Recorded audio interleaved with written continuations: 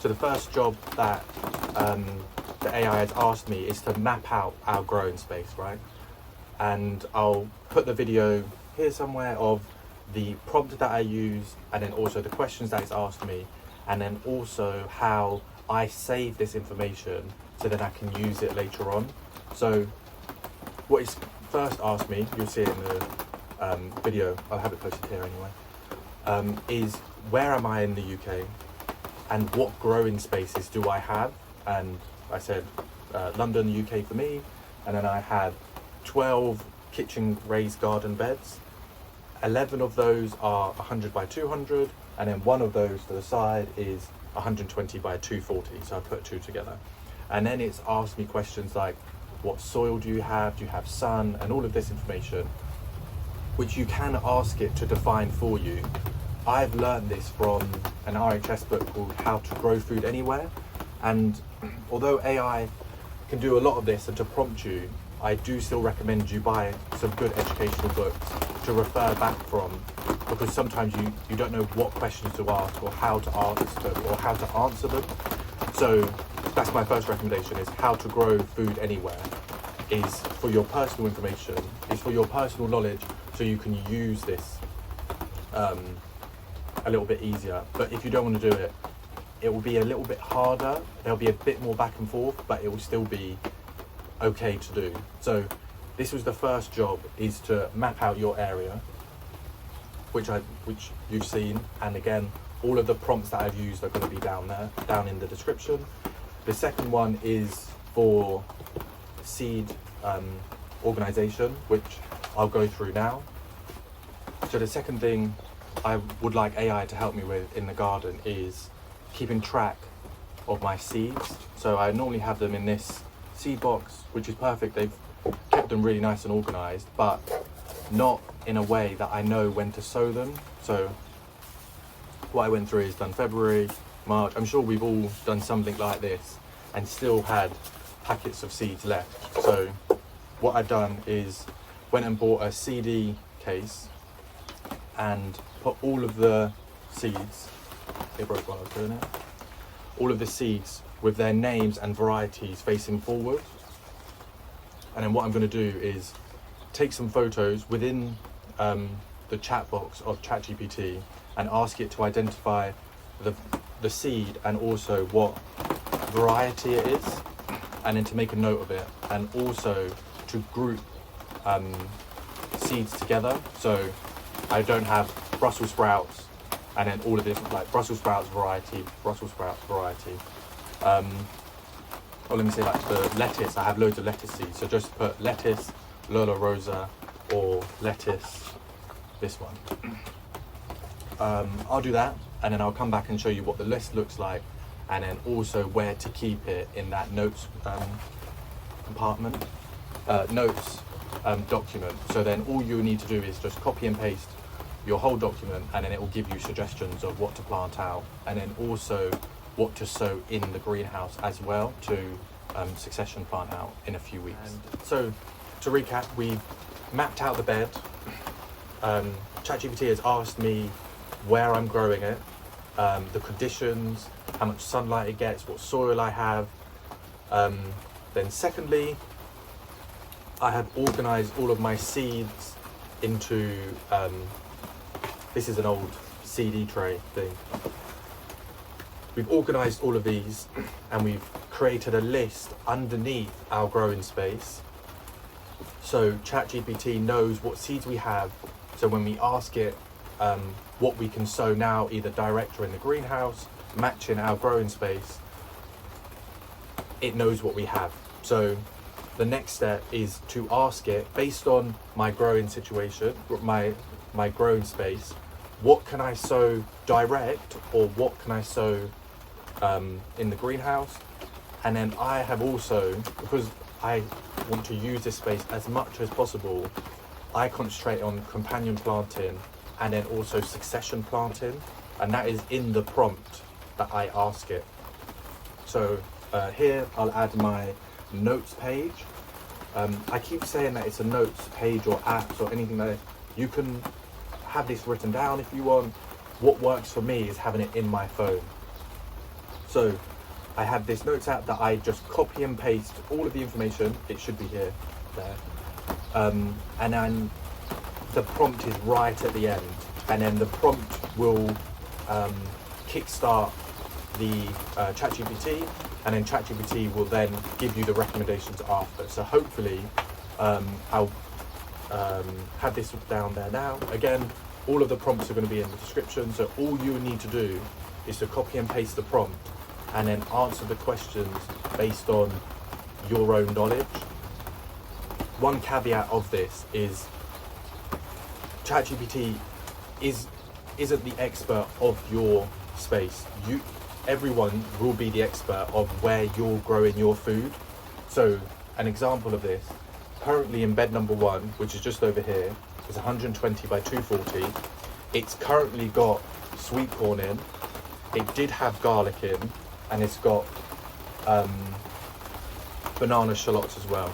And there's also at the side 3 newly planted rhubarb plants.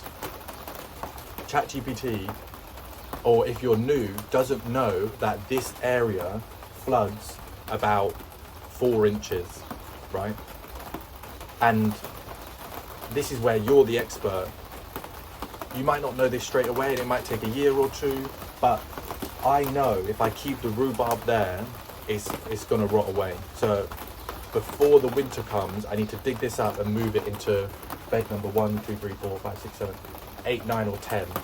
Needs to have some rhubarb in.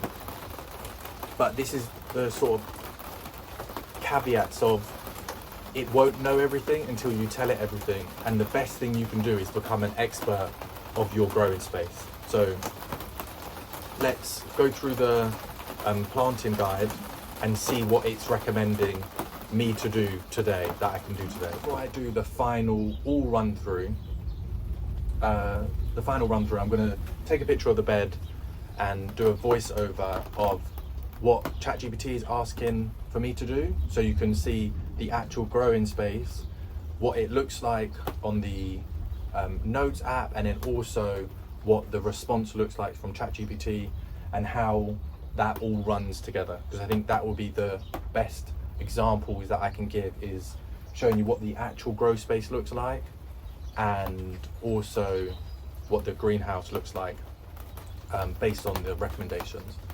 But before that last little bit, I just want to touch on the downfalls of using AI. Obviously, I've spoke about you becoming the expert, and ChatGPT isn't going to know that area floods every year, and you might not know that until you've been here a year or 2. We've just had some of the hottest May, so again, that's a new experience for me because I'm quite used to the wet rubbish May. So some other things, ChatGPT isn't going to come and water anything. It's physically not going to be able to do these tasks for you. So supplementing your knowledge and being inquisitive and asking questions like, how do I transplant in, and watching shows like Gardener's World or Beach Grove, all of this stuff is what you do alongside ChatGPT. This isn't going to make you a good gardener, it's just going to give you the best chance at making the right decisions and stop making mistakes. But you will make the practical mistakes. So things that I've learned is using grit. This is just another example.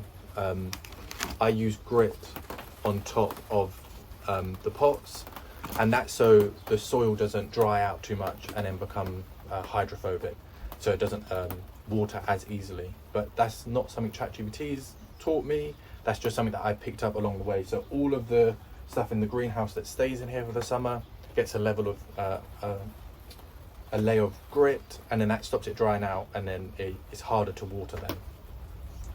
What else won't it teach you? It can only do what you ask it. So the more you ask it questions and respond, the more it can help you out after. But hopefully the prompts that I use will help that enough. But I hope this has helped. Like I said, we'll finish the video of going through each bed with a photo, the prompt, the a photo of the bed, the notes app, and then also what ChatGPT is asking me to do. So hopefully this has helped. Again, I'm new to all of like filming and everything, but hopefully if one person grows something that they can eat, it will be a good use of AI, in my opinion. So on the left we have my notes app, and this is what I copy and paste into ChatGPT, and this is what ChatGPT gives me out. So the first one is the information and confirms the current crops. Section 2 highlights that I can do the 3 sisters method, which tells me I can add squash in after the shallots have finished. Section 3 gives me some more tasks that I can do straight away, like mulching and then staking up the beans. Section 4 is succession and follow on plants, which recommends salad crops which are quite quick. Section 5 is companion planting, nasturtiums, kundala, all of that. Section 6, pests and diseases like aphids for the runner beans. And lastly, section 7 is the spacing of the plants, which it seems good. And then lastly is forward planning, so what I can be doing in the next 4 to 6 weeks. This is bed 2. It says it's at capacity. I need to prune the side shoots and staked tomatoes. Watch out for garlic rust and tomato blight.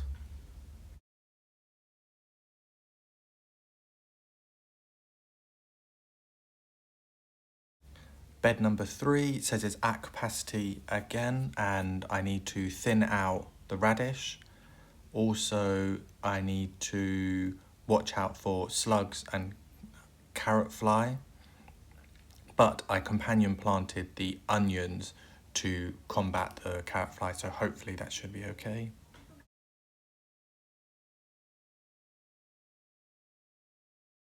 This is bed number 4. It says it's a very busy bed, but it needs good airflow. I need to watch that fennel isn't closely planted to other veg because it can stop it growing, and to make sure that I'm thinning out direct sown plants, and to refer to the density planter, which is going to come up in a second, to make sure that I have the correct number of plants.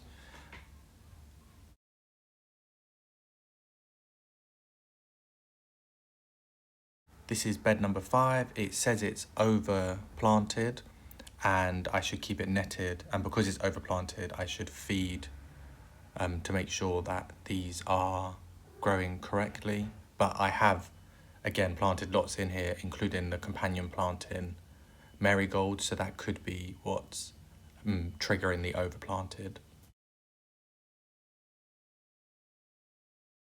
Bed number 6 is also saying that it's overplanted and to keep it netted, and to consider moving some plants if I have space somewhere else, which I don't. So I'm just gonna feed heavy and make sure that I'm pruning the old leaves to make sure that there's good airflow.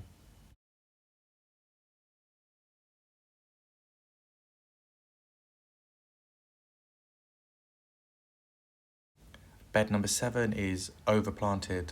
Again, there's a theme here, but this is overplanted because the vining plants will shade out the swede in the middle. So the gourds on the right are going to be trained out of the beds, and the courgette is going to be trained upright. So hopefully with good pruning, the swedes in the middle should be okay.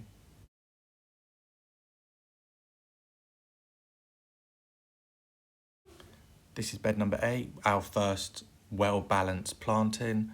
I should have some succession sown plants in the greenhouse for when the turnips and radishes are over, and I should plan my brassicas in this bed next year because I only have one curly kale, so it'll be a good bed to plan next year's brassicas in.